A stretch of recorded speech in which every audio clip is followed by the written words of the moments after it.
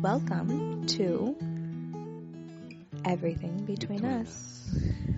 Yes. Well, Manuel, I have questions for you. For me? Mm-hmm. Okay. I have questions for you. And more specifically, it's about your race that you just accomplished. Mm-hmm.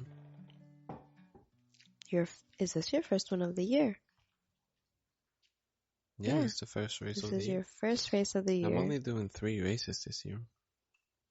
Okay. You're only doing 3 races this year. You just finished your first race of the year. Yep.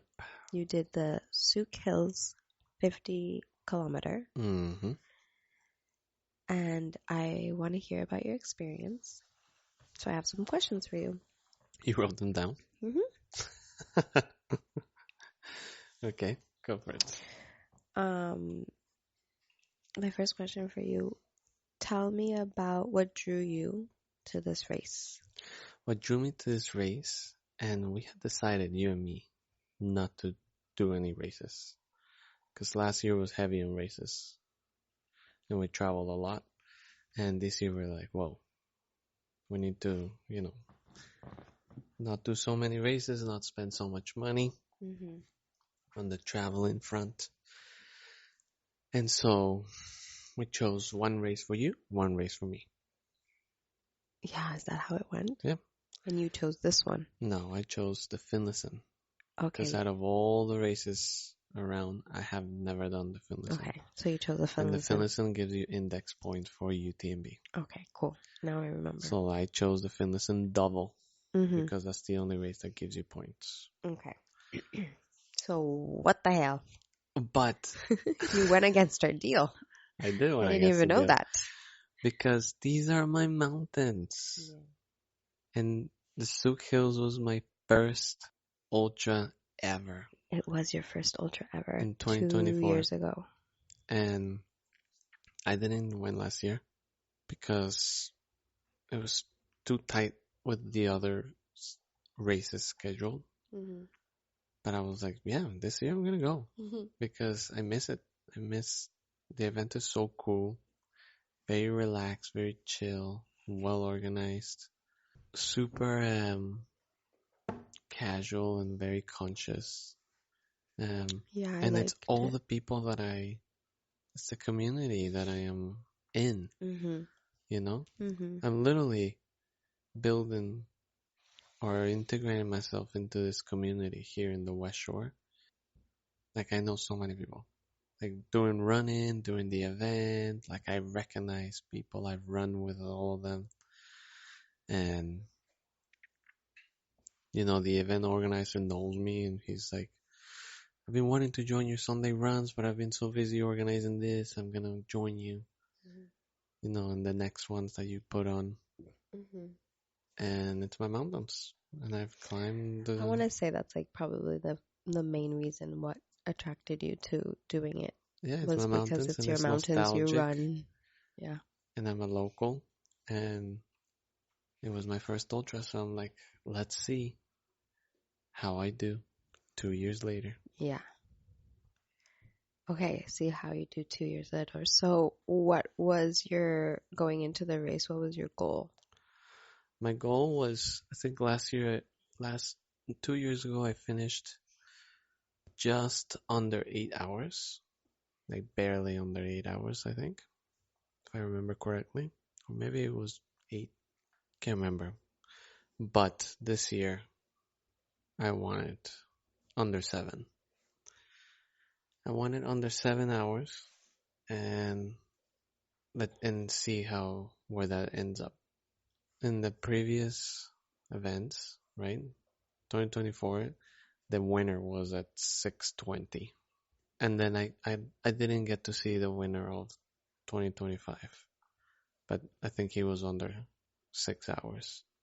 So under 6 hours is aggressive. It's like really fast. Mm-hmm.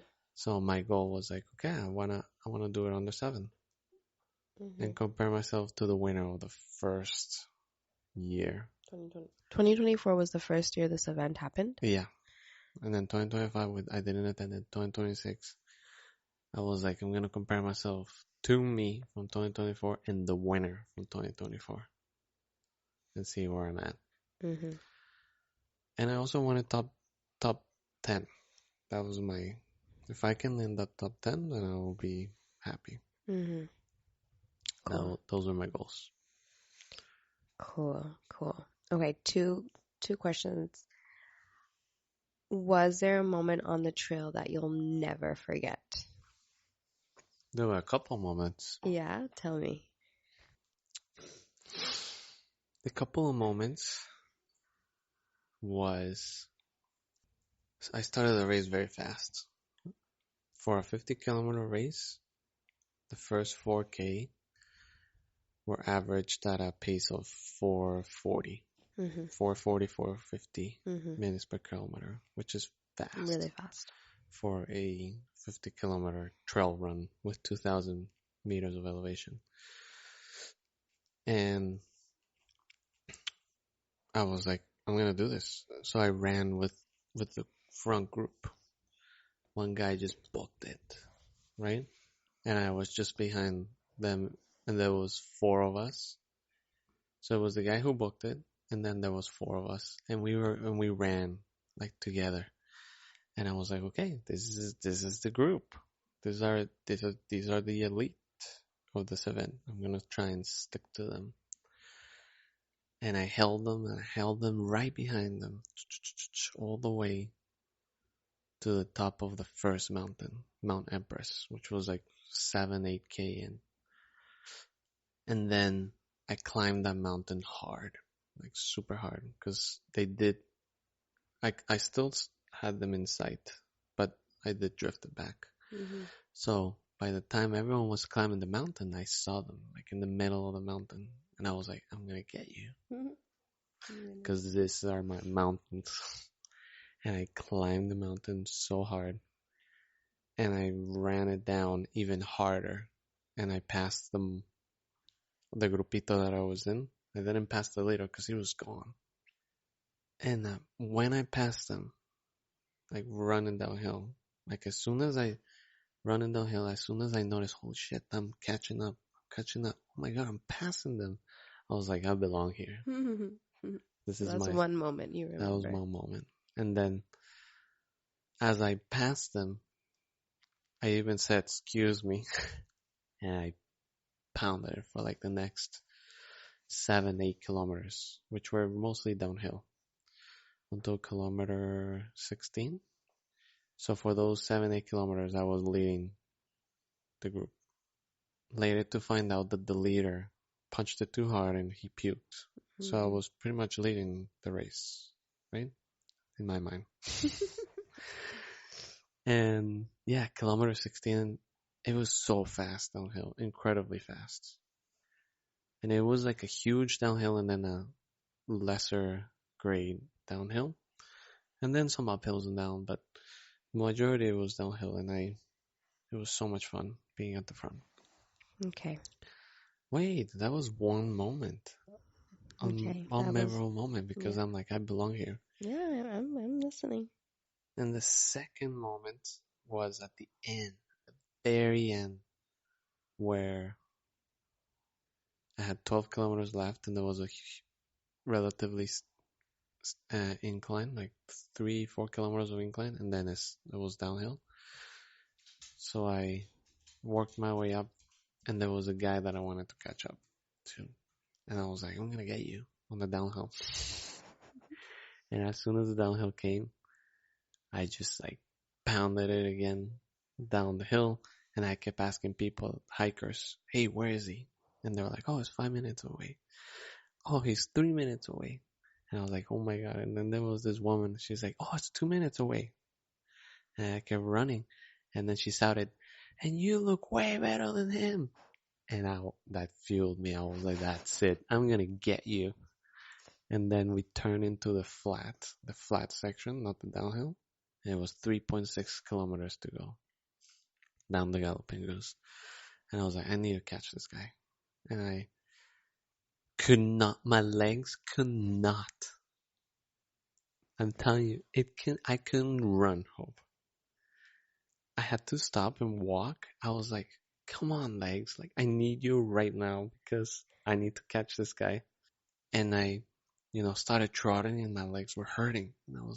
And I had to stop. I couldn't because I pumped it downhill. What's the emotion coming up right now? Happiness, extreme happiness because I asked my legs. I was like, come on, we need to catch this guy. And I started trotting, and then all of a sudden there was a huge straight, and I saw him. And as soon as I saw him, my legs were like, it's fucking on, and we're gonna catch him. And it's just that little trigger of like, he was like a kilometer away, because it was literally a kilometer straight. I was 1 kilometer behind him, like 3 kilometers left. And I asked my legs, you gotta go. And that glimpse of him over there, I was like, that's his blue shirt. And he struggled. And I was able to pick up my legs. And then they kept getting faster and faster and faster and faster. And then I finished at like a pace of like 4:30. It's just like, run, just pick up, pick up, pick up. And then I passed them. Well, I was getting close to him. And when he turned back in, he literally said, fuck. And he started sprinting. That was the best moment. Those 2 moments were the best. Mm-hmm. Because he didn't give up. He kept sprinting. Mm-hmm. And so he sprinted for the finish and I sprinted for the finish. But my legs were already in diesel mode. And so I smoked them. And it was a beautiful, like, you're not done until, like, your body can do so much. So Mm-hmm. much. Mm-hmm. And it's the glimpse of hope that keeps you going. Or the glimpse of your ambition. What's your goal? And my goal was to pass this guy. And that was very clear to my whole psyche. And so when the little hope of seeing him around the corner came in, it took over my body. And I remember very clearly, I like tried to lift the leg and it went up and I was like, fuck yeah, here they come. And it was like revving up the engine and it just went. That's so crazy. I wish I could have been there to see that. You were at the end.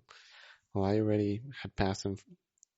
He was not, when you came around the corner, he was nowhere in sight. Yeah, that's exactly. He looked back, he said, oh fuck, he tried to Yeah, I didn't even see keep him. pace, but I just... Mm-hmm. Cool. Okay, with that, what was the hardest moment of the race? The hardest moment of the race where when I let them go, it was a break of my ego. Yeah, At talk to us. kilometer 16, 17, I was like, I can't keep this pace. Like my legs are not strong enough. My heart, my cardio, everything is good. My nutrition, my preparation, like everything was good. But my strength in my legs from the pump uphill and then downhill, it's a lot of load on your legs, on your quads, and on my inner thighs. Mm-hmm. I was like, I'm not going to be able to finish the race. So yeah, you were with the top group, with the top 5 runners. Yep. And you had to let it go. Yep. And how was I that? was letting the 5, it was 4 at the time. Letting the 4 go was like, damn, I'm not there yet. I was sad. It was sad. Yeah, what was the feeling? Close your eyes right now. It was sad. Close your eyes and take yourself back to that moment. And keep your eyes closed. And what's the feeling? It was sad. Keep your eyes closed. You were feeling sad. Mm-hmm. Can you say I feel sad because? I feel sad because I wasn't able to keep up with the top 4 or 5 people. And if you can't keep up with the top 4 or 5 people, then What? What's wrong? What's wrong with that? There was nothing wrong with that hope. Okay, cool. There was nothing wrong. I had a Nothing wrong. glimpse of sadness, You had a glimpse of sadness. but that's the way I work. Mm-hmm. The feeling came in. I was like, damn, I need to work harder. Mm-hmm. Mm-hmm. Like there was an instant resolution. I Yes. knew why they were passing me. Yeah. Because I didn't do 50-kilometer train runs, 40-kilometer train runs. I knew I needed more strength training. Mm-hmm. There was a clear linkage, and I Yeah. knew what the solution is. Mm-hmm. That was one. Mm-hmm. And then second one, that was a kilometer 17, was after the second mountain. After Mm-hmm. the second mountain, Yeah. the biggest climb, one guy passed me in the biggest climb. Not one guy passed me before, on the biggest climb.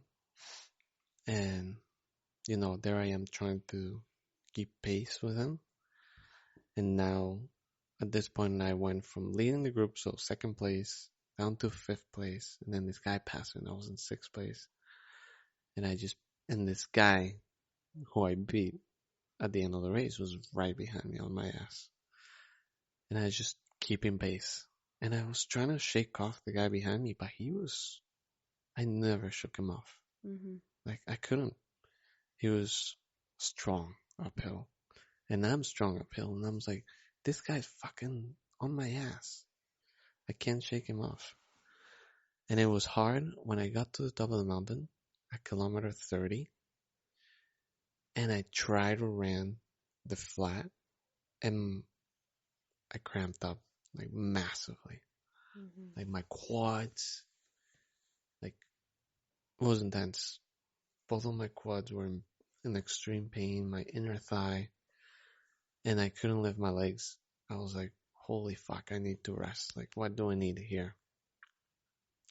And I drank half of my water that I had just refilled because it was full of electrolytes. Mm-hmm. I popped some, I finished my bar.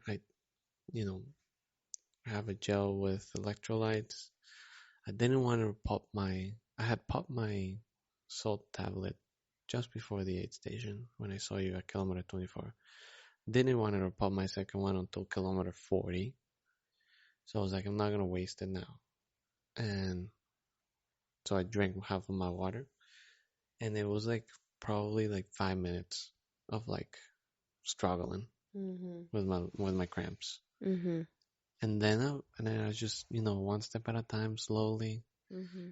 building up that momentum and acknowledging, okay, this is a normal pain now. So the guy behind you passed you when you were having all this happening? No, that guy had passed me on the uphill already. No, the guy that... He stayed behind me. He had the same Okay. issues as me. Yeah. Because it was fucking hot Mm-hmm. doing that exposed uphill.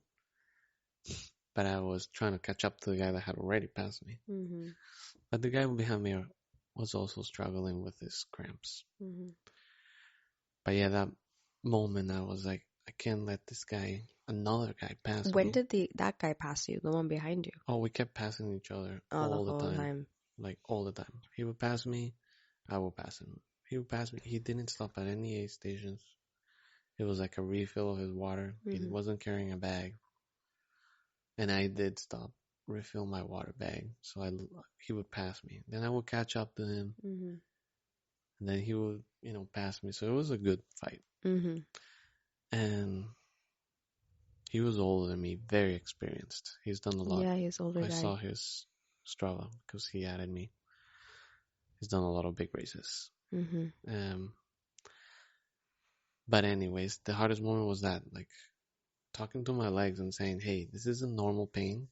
And I kept saying, please recruit more fibers.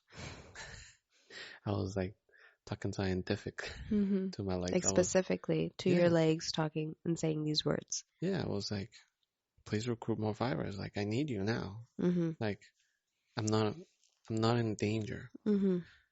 Like, telling your legs that they're not in danger. You're not in danger. I'm not fatiguing. Like, this is just recruit everything you got. Like, give me everything. All the juice. And they would come and go, right? After the 5 minutes. Then they came in and then I would... And then when I felt the cramping, I would stop, have a chat with them, Yeah. and then they would subside. Yeah. I was in the threshold of, because I had collected so much lactic acid from keeping up with the other guys that the lactic acid was building up. So it was, it wasn't the smartest race Okay, yeah, it wasn't smart. because I tried to, pump it for the Mhm. first 20 kilometers. Mhm. And I suffered in the other one with the Mhm. cramps. Mhm. But also I didn't reach the point of extreme fatigue because I fueled well. I, stopped when I listened to my body, Mhm. but I pushed it. Mhm.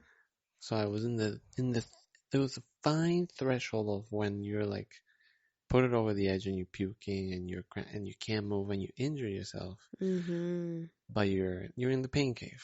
Yeah, like You're one of my in questions for you pain. is how do you distinguish between your body needing rest and your mind wanting comfort? Oh, my mind never wants comfort. My mind wants to go. I listen to my body. Mhm. My mind is always, Yeah. it's literally cramps that I'm like, okay, let's walk it for a little bit, Mhm. walk this uphill a little bit slower. But downhill's always, because you're cycling the legs in the downhill, are always rejuvenizing for me. Mhm. Like when a downhill comes, I'm like, Mhm. my body's Yes, I know what you're talking coming about. alive. You're Yeah. moving everything, you're Mhm. cycling everything. So yeah, the hardest moments was kilometer 30 to like 35. Mhm. Yeah, for sure. And then from 35 to 42, I really enjoyed because it was coming down Mount Manuel. You had a fun time going down the That was mountain. that was probably my most flowy part of the race Mhm. because I was fatigued, Mhm. but I knew this mountain so well, like every single turn. And I came down my favorite downhill, Mhm. and it was a nice, it was a nice flow. I, stopped and acknowledged the view. When I got to the top of Mamanoko, I was like, fuck yeah, that's the last mountain, like big mountain. And I just started flowing down, slow and steady, not pumping it hard like when we went, but pretty steady Mhm. going down. Mhm. And I passed him, the guy on the downhill. So he had passed me, Mhm. and we got to the top like roughly at the same time. Mhm. And then going down, he just went. I took a moment to acknowledge the view, Yeah. took the rocks out of my shoes from the Mhm. uphill, Mhm. took a breather, and I'm like, I'm gonna get you. And I pumped it downhill. Sure enough, I passed him. And I just flowed downhill so nicely. And then when we got to the bottom, he was fucking right He behind me. passed you because he got to the aid station first. Yeah, he was right behind me. I was like, it didn't fucking shock you, man? Like, you are. Eres un chicle. You're like, he was, it was a great Yeah. competition. Great. Yay. And then, yeah, I lost like 5 minutes on him on the aid station because he got before me and he kept going and I changed my socks Mhm. and I, took time to eat. Mhm. Which is probably like you need to be aware. You can't forget taking care of yourself. Yeah. And that's the moral of trail running. Yeah. Tell me what's the moral of trail running? And it's why I like it because it's direct linkage to life. Oh my God, my question was how is trail running similar to life? And it's serious. Yeah, tell me. If you want to run an ultra marathon, you have to listen to your body and you have to pay yourself first. Mhm. You cannot live in the threshold without, truly acknowledging how you're feeling Mhm. and taking care of yourself. Mhm. You Yeah, cannot. can you take care of yourself? Can you take care of yourself And that's when in you're life when too. you're living in the Yeah. when you're living in the threshold? Mhm. Can you? What are your practices that you take care of yourself? Mhm. You know, Mhm. to me, is a check-in of hey, like every single fiber of my body, how you doing? Good. What do you need? If I think of water, I don't debate it. You drink what? I You drink drink water because I'm like, my body is asking me for water. You follow your initial impulse. Like initially, if I'm like, damn, I'm hungry, I took a look at my watch. The food I preserve a little more Mm-hmm. because the stomach is finicky and you don't want to pump it right away. Mm-hmm. The body is, because this is also something that is interesting. We are like always in search of food and hunger and like, give me more, give me more. The body is like, hey, but I know that my body can survive without food for a long time, right? But water, I prioritize water way more. Like if I'm thinking of water, I'm gonna sip it, no matter what. If the thought crosses my head. But with food, I do try to time it and say, okay, when was the last time I ate it? How many grams was it? Okay, I can eat this now. Yes, body, I can feed you now. But if it's too early right away, Knowing how to take care of yourself, and can you take care of yourself? yeah. But if you give you, and it's the same as life. If you have something available and you just eat it all in like 5 minutes, Mm-hmm. then you wasted your whole reserves. And so, in general, the relationship between an ultramarathon and life is that you have to take care of yourself. Mm-hmm. What systems and tools do you have in place to take care of yourself, listen to yourself, Mm-hmm. and action that Mm-hmm. so you can live at the threshold, at the high performance threshold? And if you want to achieve something, then you have to put in the work to train. I need to train more on my strength. So if I want to live at the threshold of the top 5, I need to prepare. Same with life. What is your goal and your ambition? Okay, if you want to own a business, then if you want to own a business and you want to, be in that threshold, how are you going to prepare so you can live in that threshold? Because if you're not prepared, if I don't go and I go to the gym to strengthen my legs and I want to live at the threshold, guess what? I'm going to crash and I'm going to puke Mm-hmm. like the guy who just pumped it, Mm-hmm. who just went and thought Yeah, he so if could I handle it. want to create a business, if I want to create Cura Cacao as a like real business that is, Yeah, you have to study it. how am I going to take care of myself beforehand? Like, what am I going to do to learn and take care of myself and have all the tools beforehand? And when I go into it, I don't Yeah, crash or you can and go burn into out. it, right? Trusting that you have those systems in place. You don't have to know everything about No, trail it's running in not order knowing everything, but yeah, do like, your fundamentals. mm-hmm, Your fundamental of nutrition, your fundamental of hydration, your fundamental of, you got to have a training plan. mm-hmm, You got to do some basic strength training, mm-hmm, basic stuff, fundamentals. What are going to be your fundamentals for Kura Cacao? You mm-hmm, don't have to be an expert at them, but you have to have them. mm-hmm, And you have to know when to, slow down, pick up. Oh, I feel good. Let's pump it. This week, I'm fucking motivated. I'm going to go.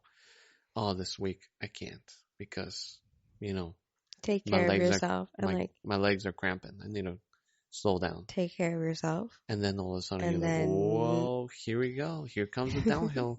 Let's fucking go. yeah, And then, so it's okay. just constant throttling. But the most important part is you just gotta move your legs. Just keep going. One step at a time, no matter how hard it takes. Mm-hmm. That's the basic fundamentals. You just gotta go. Keep going. Just keep moving. Don't stop. Don't dwell too much. Let the thought come in. Acknowledge it. What is it trying to tell you? React to it and then go to the next one. Mm-hmm. Okay.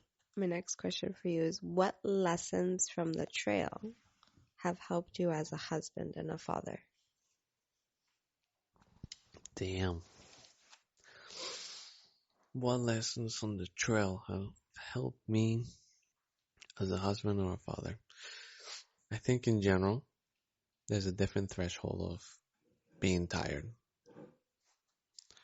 especially as a father. when you think you're exhausted, you're not exhausted. When you think your children need you and you're like, oh, I can't do it because blah, blah, blah. No, your children need you. It's like your body telling, it's your children are an extension of you. Okay, I'm gonna put this. Go. Your children are your extension of you, right? And so when they are saying, hey, I need you, or directly or indirectly, it's literally your body, like in a trail race, telling you, hey, I need something.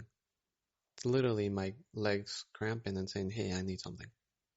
It's the same with your children. So you gotta pay attention and you gotta take care of that. Hmm.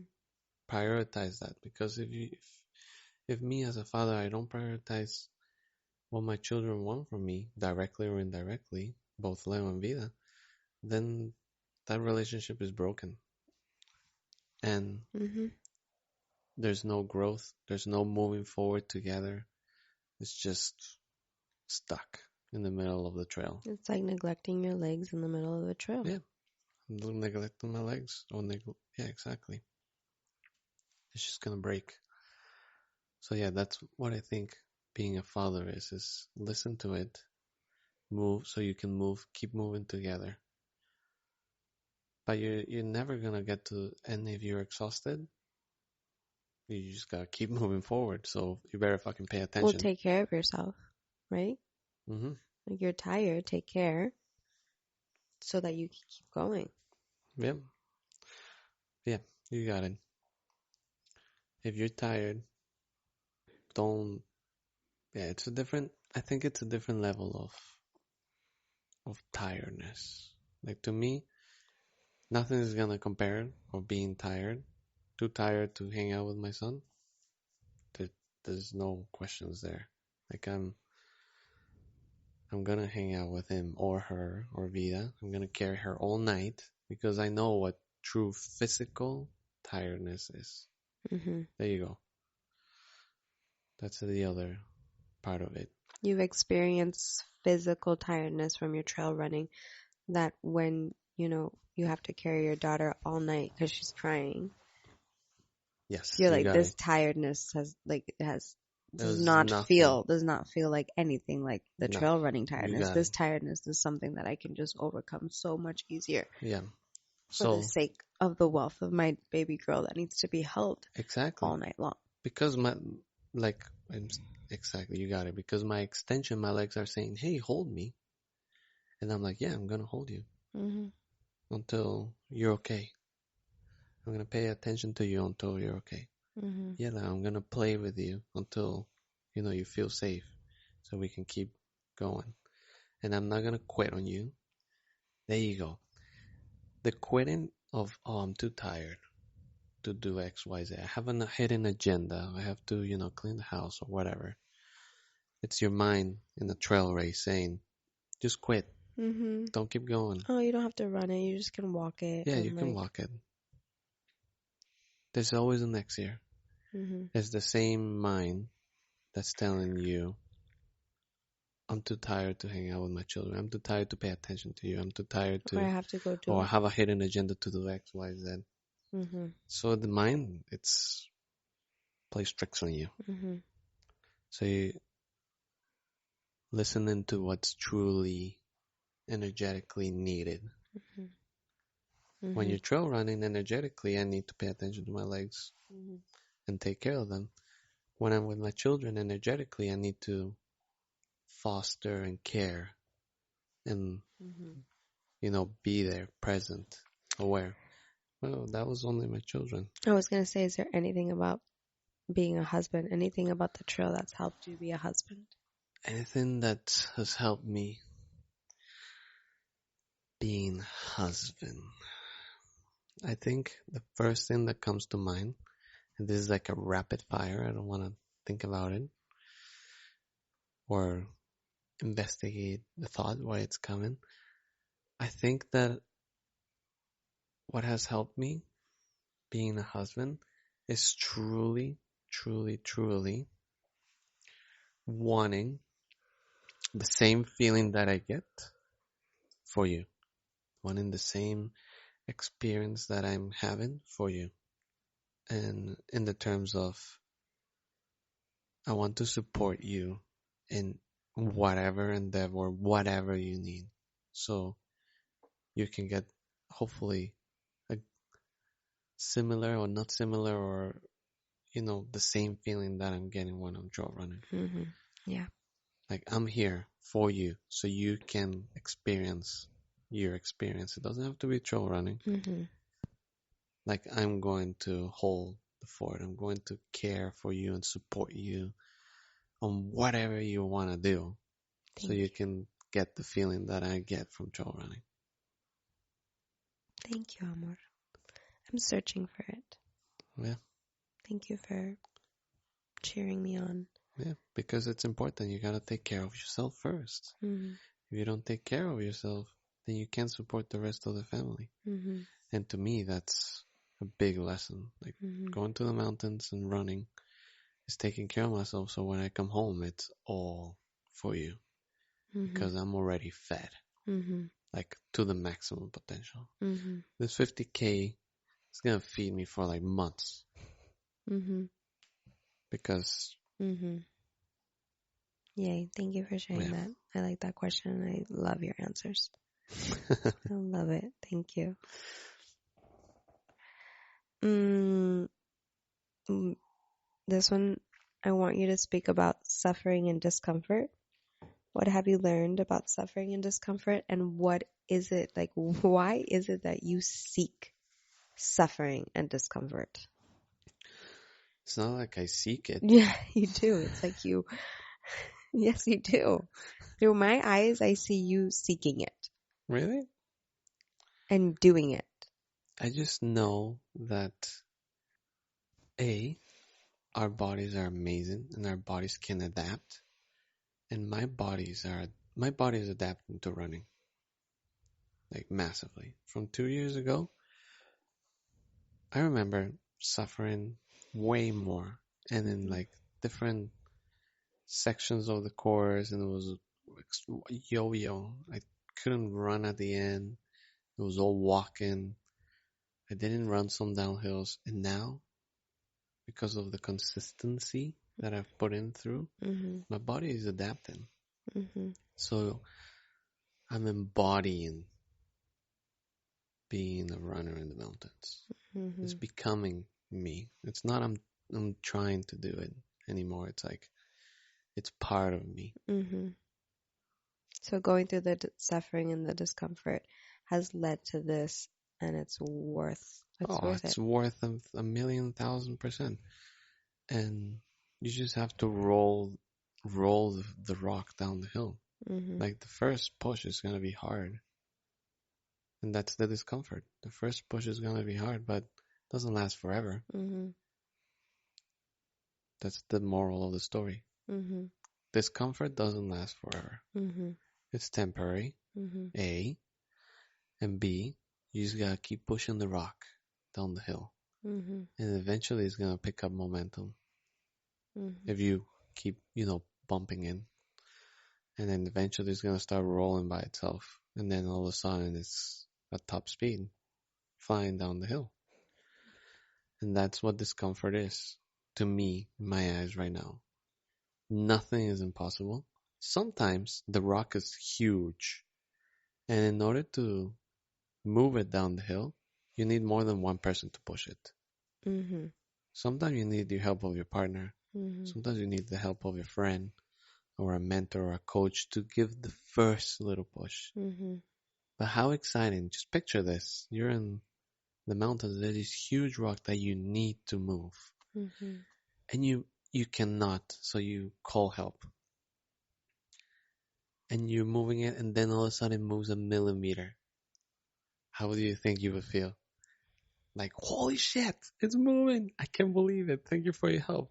And then you keep going and you keep pushing it, and then all of a sudden it's going fast and you're like, fuck yeah, we did it. And then it's moving is the accomplishment is unbelievable. Yeah. And that's what discomfort to me is when trail running. It's like, wow, I can see the progress and it's so motivating and I'm there's no end to it. Yeah. Like how far and how fast can the rock go if I keep pushing it? Mhm. How far? Yeah. How fast? Mhm. There's no limitations. Mhm. I want to go. I want to know how far this goes. You know what I'm saying? Yeah, I know what you're saying. I want to know where, and all I have to do is keep rolling it, and keep gaining the momentum. We're very fortunate in our lives that we have the bodies that we have, healthy bodies, that we take care of our bodies. And there's a lot of people out there that can't Mhm. because of X, Y, Z reasons. Mhm. And so I feel gifted to be doing this. And every time that I'm out there, I'm like, thank you, body. Gratitude. Like it's incredible. Mhm. And that plays a huge psyche boost in my everyday of like, fuck man, like this, I'm so grateful of being alive and being able to move and being able to run the way I do. And I don't want to let it go ever. How does Thank you. that Yeah. jive with you on discomfort? Um, Or did I not answer the question you about totally discomfort? answered the question, and it's a seed that has been planted in my head from you. This topic about being uncomfortable. You've been talking about it a lot more lately Yeah. in this year, Mhm. especially to Leo and these conversations you've had with him about being uncomfortable. Is definitely something that I'm thinking with for my Mhm. own personal evolution, and I don't like to be uncomfortable. I'm afraid of being uncomfortable. I'm angry. I don't want to be uncomfortable. And so watching you embrace the uncomfortableness and the outcome of it to be joy, like pure joy, Mhm. is it's mind blowing to me, and definitely I'm like, I want that. I want to be able to get there. And yeah, thank I you have for a thought sharing. that came in. Tell me. Are you dying? When you're in discomfort, are you dying? That's the number one that's the number one question that I ask myself whenever I'm in discomfort. It's like, okay, am I dying or am I not dying? And if the answer is I'm not dying, then it's all good. If I am dying, then the real question is, am I getting better or am I not getting better? Mm-hmm. If I am getting better, then I'm like, okay, I'm okay. But if I'm not getting better, the next question is, am I gonna die or am I not gonna die? Mm-hmm. If you're not gonna die, then you have hope. But if you're gonna die, then it's time to worry, Mm-hmm. and then it's time to suffer, Mm-hmm. and then it's time to you know I don't know. Who knows? Because you yeah, haven't been in that position. exactly. And Yeah, so the I get first it. question that I ask myself If when I'm, I'm in the rain, when I'm in pain, when I'm in the middle of the mountains, am I gonna die or am I not gonna die? Obviously, I'm not gonna die. yeah, of course. Like, obviously, you're not gonna die, but also at the end of the day, you don't know if you're gonna die or not. Yeah, you're right. But I have, And a lot but of times when I feel extremely uncomfortable, yes, it really feels like I'm about to die. really, really. Yeah, I don't know why. I Why? feel like I could die right now. Like, Why? I'm so severely uncomfortable. With what? Give me an And if example. I allow the feeling to take over, it could lead to my death. How? I don't know, but that's how it feels like. Like, that's how it feels. That it's so intense for me. Hmm. That's how it feels like. And I don't know how to reverse it. Biologically, how? How? Exactly. Logically, no. But Exactly. physically and like emotionally, like I feel something Yes, I so understand. intense. Hmm.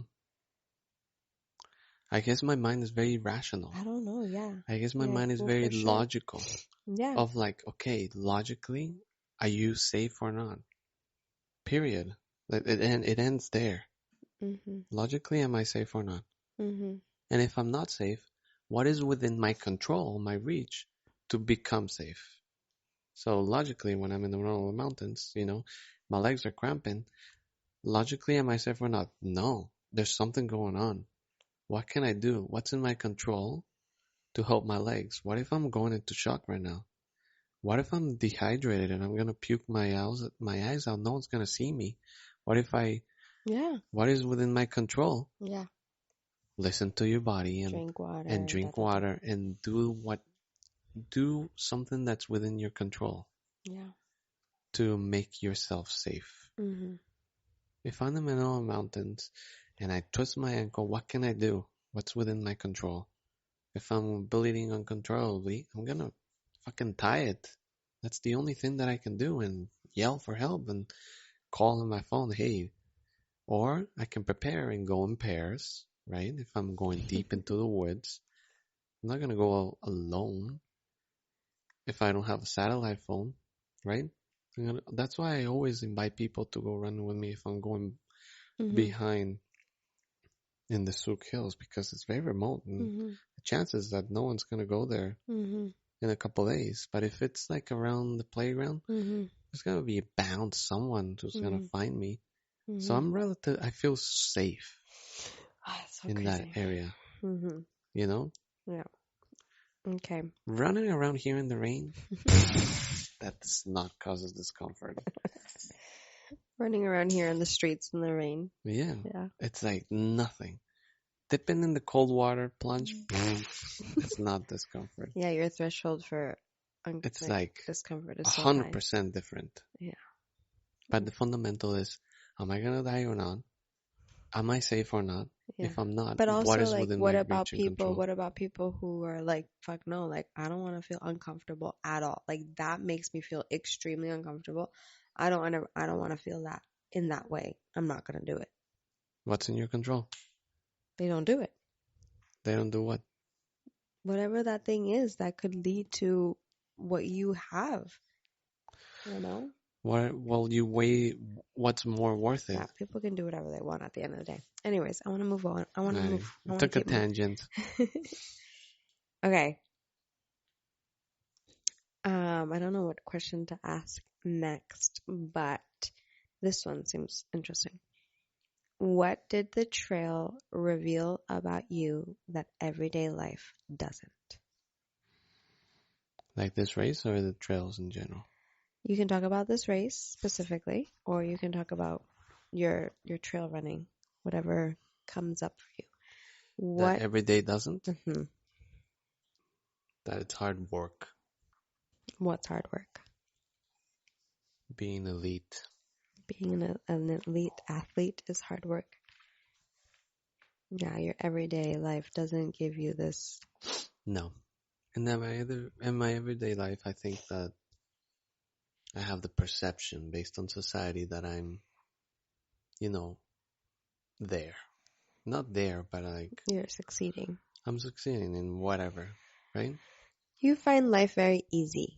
Your Yeah, everyday life, you find it yeah. extremely easy. Like the day to day, again, it's very logical decisions throughout the day, right? Emotions come in, I analyze them, they come out. What are they trying to tell me, right? Interactions, open to whatever they have to say.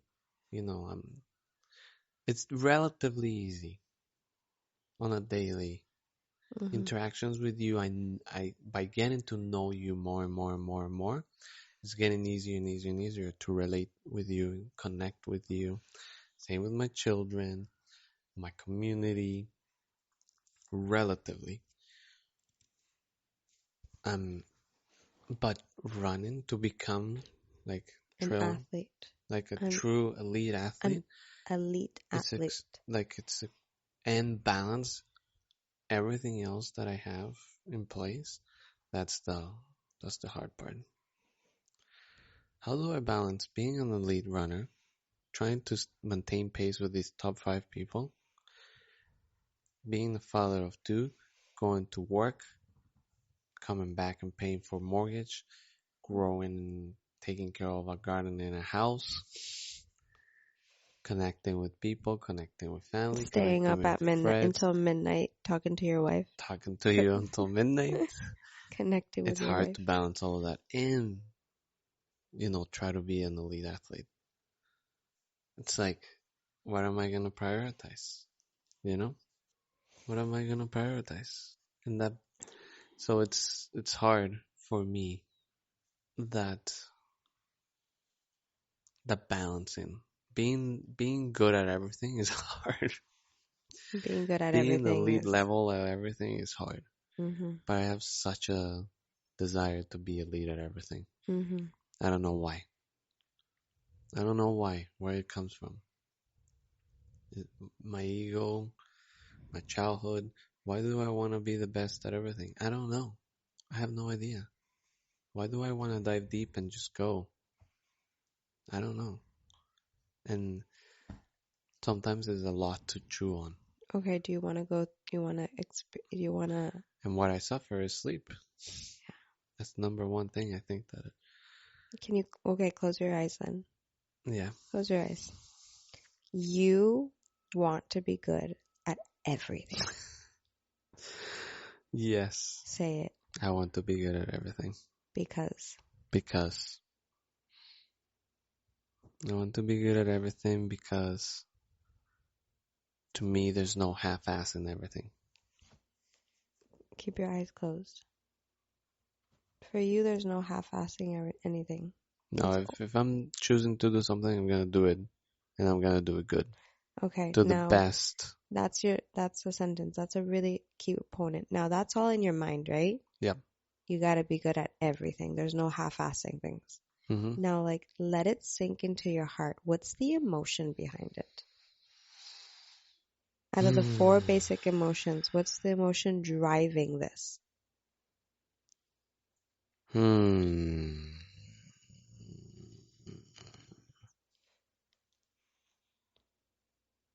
I think it's a combination between anger and happiness. Okay, well, you said I think, but okay, anger and happiness. Mhm. Mm-hmm. I think it, like you were saying the other day, it's a cycle. It's a cycle of being angry and being angry about something that I'm doing up to the point that I want to learn it, spend all nighters so I can understand it fully and do it and then get the reward, which is extreme happiness. What It's happens? addictive. Okay, so then what happens if you're not If I'm not what? that what you just said? What will happen to you if you don't? If I'm just at a medium level, Yeah, I don't know. I don't know what will happen if I'm at a medium level. I really don't. I cannot live a life of a medium level. cool. I mean, I'm in love with you and I'm with you and you're my life partner because of this part of you where you perform at an elite level at everything you do I in our try to. lives. You try to. Like you try your best. You're always trying your best. And but what I see it really truly doesn't bring you harm. Like it doesn't bring you suffering to live your life like this. No, I don't think The so. only part that brings you suffering is not getting enough sleep. Yes. Because I know subconsciously that that is unhealthy for my body. Hmm. Therefore, I am sometimes paranoid that I'm gonna get cancer or something like that. Hmm. That I'm in the threshold of life and that I'm sometimes pushing it a little too much up to the point where I'm gonna crash. Well, that's why I would like to say that I'm here to Bring me down. mellow you. Yeah, 100%. A million percent. But I really I'm You're teaching me a afraid. lot. I You're have a teaching me a lot. fear that I'm mellowing you to the point where I'm depriving you from more success than what, like, success that you truly want. No, because it will be, I can dive so deep into things that it can be unhealthy, you know? And I've learned so much from you of, just go slow. I kept getting injured running Mhm. for a reason Mhm. until you drove into me that this is a slow thing. Like Mhm. you don't have to go full throttle. I You know. just have I like to, think it's so crazy you that just that have was to happening. gently go at it. You Mhm. know, it took a lot of me to do that. So thank you, baby, for teaching me that. And that's in general what I have to learn in life. Like I don't have, I can't rush things. I just need to trust that if I'm doing my best, Mhm. and that can look different. Mhm. If I'm doing my best, it's gonna go somewhere. Mhm. And if you're putting in the effort that, like, you run, you put so much consistent work And and that's the time key. in your running, and that's what's That's making the you key. successful. That's the key right there. Consistency in Yeah. whatever I'm doing. When I'm at work, I try to be as consistent as possible. I try to maintain integrity and do the things that I said I was gonna do. I need to get better at planning. What about translating it to your life here in this home? Yeah, I need to, in this home, I think, like, you consistency, lack consistency yes, 100%. when you come home and you're in this setting for some reason, and I Yeah, wonder what that is about. yeah. Because I just go with the flow of what's the day at home. Yeah. Anyways, I have one more question. Well, two more questions, but one more that I have here that I'm very interested in is, who did you have to become to run this race the way you did? Who did I have to become? Who did I have to become? I had to embody the mountains, Mm, and I had to embody the mountain just lion. being the mountain lion, and I had to trust on everything that I've done, trust on the process of training, trust on the process of consistency, trust in the process of taking care of my body, my health. Like I started preparing like 3 weeks ago, Mhm. and the week I slept more, I drank lots of water. Like it was a consistent approach to it. It wasn't winning it. It wasn't winging it. Mhm. Like you have to truly prioritize it, and Mhm. every decision that you do. Like, why do you think I stretch every day, every morning? Like, Mhm. that's the numero uno thing that I do, and it's introducing those daily, weekly habits that have, like, I had to introduce that. If you want to do something that you've never done, you have to do something that you've never. Wait, let me repeat that. If you want something that you've never had, you have to do something that you've never done. Mhm. And so to me, I want to be good at this. So I'm going to introduce daily, weekly habits that are inching me forward towards Mhm. that. Mhm. And that's the goal. So systemically, how am I going to get there? How am I going to get now to who do I need to become in order to get to the top five Mhm. and even winning? Mhm. I need to do something different. What am I gonna do differently? Mhm. What are the daily, weekly habits that I have to introduce in order Mhm. to get there? Yeah. Same with you. Same with, the businesses that we're trying to, you know, Mhm. create. Same Yeah. with our children. Like, what, yeah, what are the systems in place, the inching habits that are gonna get us there? How am I spending my time and using it wisely Mhm. towards that goal? So, Manuel,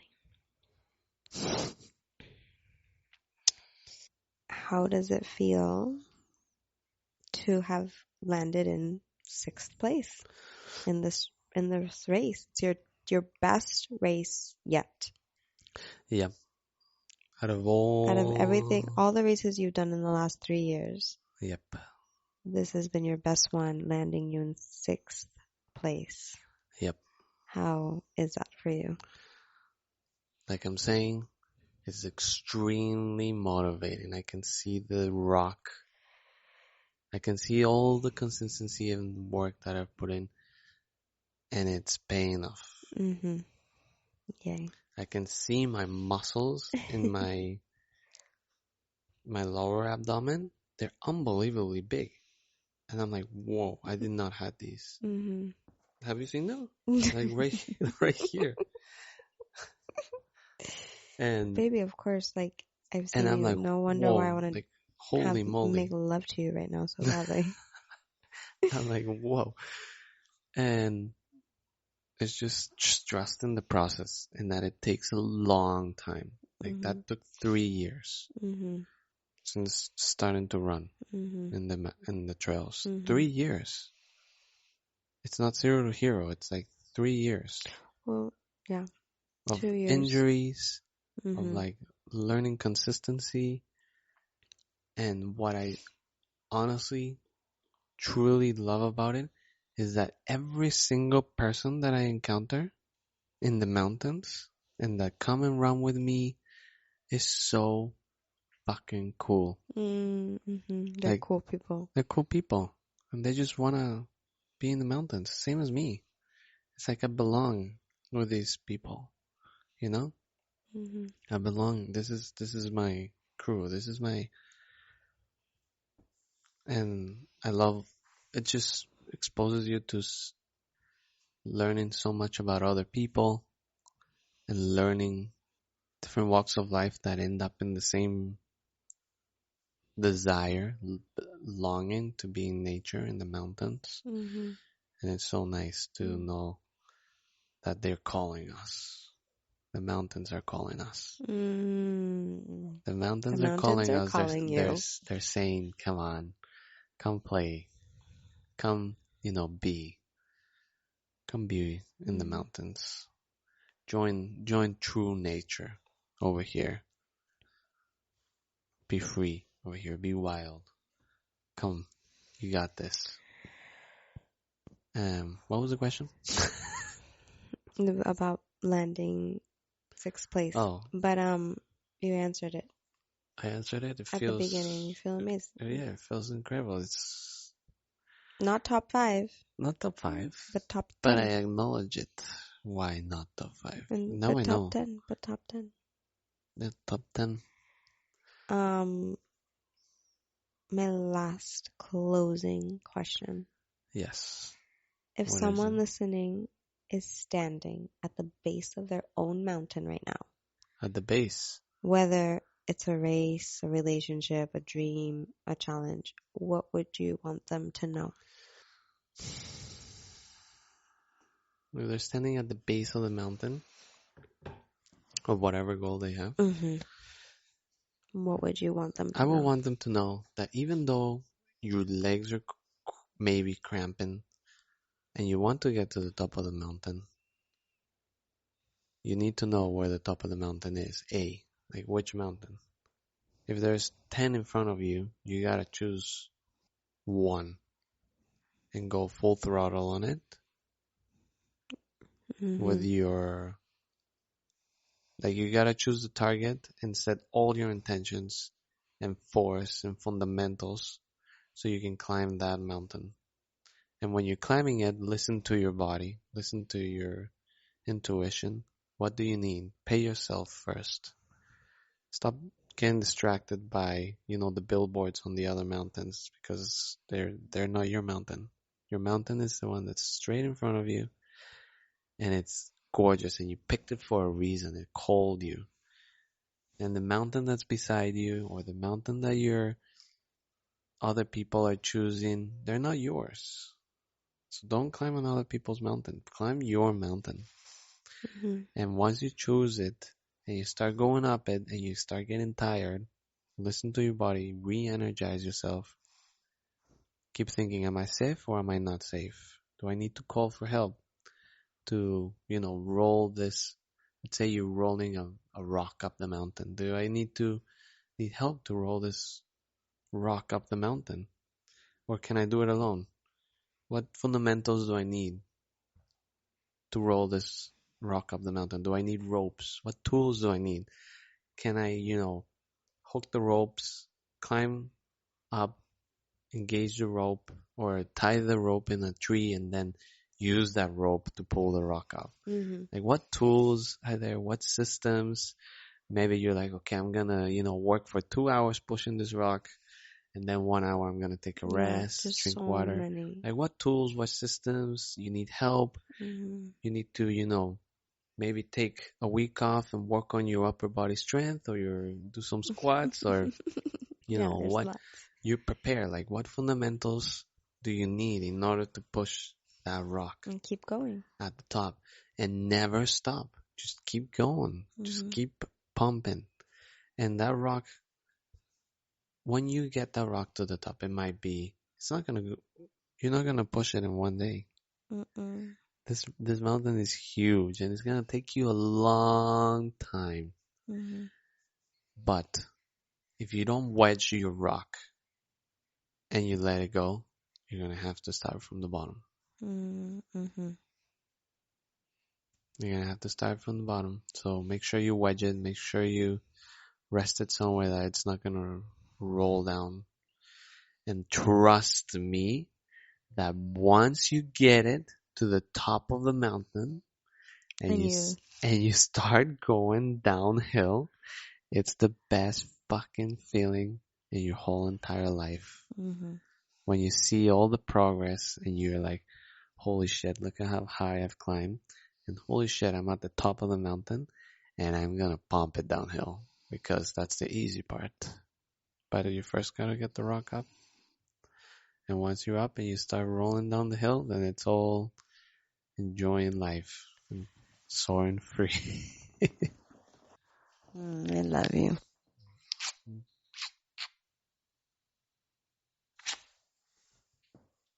Thank you for sharing all of that with me.